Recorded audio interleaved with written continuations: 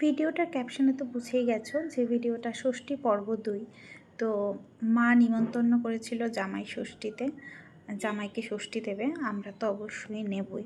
তো আমি অল্প করে এখানে একটু পোলাও বানিয়ে নিয়েছি, আর মার জন্য কাপড় চোপড় কিছু কিনিনি। মা ভীষণই বিরক্ত হয় কাপড় চোপড় কিছু দিলে, তো তার জন্য কাজের টুকিটাকি জিনিস কিছু কিনে নিয়েছি। তো আর আমরা অনেকক্ষণ ধরেই অটোর জন্য ওয়েট করতে করতে অটো পাইনি, তার জন্য ও আমাদের ওইখানে নামিয়ে দিয়ে এসেছিলো বাপের বাড়িতে। তো গিয়ে অংশু দিদনকে দেখতে পাচ্ছে না, তো দিদন ডাকছে, দিদন দিদন বলে দিদন ছুটে এসছে। মানে ভীষণই ওরা তো মামার বাড়ি যেতে সবারই ভালো লাগে। আমি যদিও কখনোই মামার বাড়ির মানে আদর আবদার কী জিনিস আমি তা কখনোই মানে ফিল করিনি, কিন্তু আমার 2 পিসি আছে। আমি সবসময় পিসির বাড়িতে গিয়ে আবার খুব মজা করতাম, কিন্তু ওই যে একটা কথা আছে না, মামার বাড়ি ভারী মজা, ওই মজাটা আমি কখনোই ফিল করিনি, কখনো এনজয়ও করিনি। তো যাই হোক, তো আমি মনে করি আমার সন্তানরা খুবই ব্লেসড, ওদের অ্যাটলিস্ট একটা মামার বাড়ি আছে। আর এবারের ষষ্ঠীটা আমার জন্য খুবই স্পেশাল, প্রত্যেক বছরের ষষ্ঠীটাই স্পেশাল।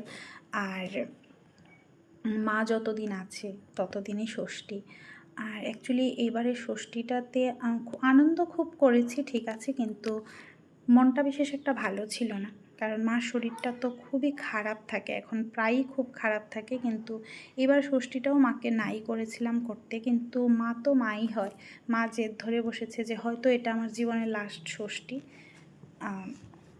তার জন্য তোমরা এসে নিয়ে যাও ষষ্ঠী। আর মাকে বলেছিলাম আমি রান্নাবান্না করব, তো ভাই না করে দিয়েছে। ভাই বলছে মারও রান্নাবান্না করতে হবে না, তোরও রান্নাবান্না করতে হবে না, যার যা পছন্দ আমরা সবাই সুইগি জোম্যাটোতে অর্ডার দিয়ে খেয়ে নেব। তো সেই আমরা সুইগি জোম্যাটোতে অর্ডার দিয়েই মানে খেয়েছি। তো এই যে এখানে খুব মজা করে ওরা আংশু আর পিহু খুব খুব মানে আনন্দ করেছে ষষ্ঠীতে। আংশু এবার মানে ফার্স্ট টাইম দিদনের কাছ থেকে ষষ্ঠী নিয়েছিল। লাস্ট ইয়ার তো ফ্লাড হয়েছিল, খুব বন্যা হয়েছিল, তার জন্য ওকে নিয়ে যেতে পারেনি, শুধু পিহু গেছিলো আমাদের সাথে। তো এখানে আমি আবার মাকে ষষ্ঠী দিচ্ছি, তো ভীষণ ভীষণ মজা করছিলাম। আর মা খুবই ইমোশনাল হয়ে যাচ্ছিলো একটু পরপরই, কিন্তু আমি বুঝতে দিইনি। আমি মার সামনে আমি নিজেকে মানে দেখাতে চাই না যে আমিও ভেতর থেকে ভেঙে পড়েছি।